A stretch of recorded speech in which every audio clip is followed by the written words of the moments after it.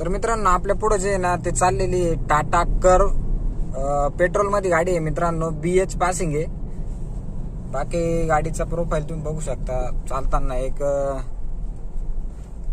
Lamborghini हुरुस जे same look वाटतोय गाडीचा. बाकी रोड प्रेझेन्स बघा मित्रांनो.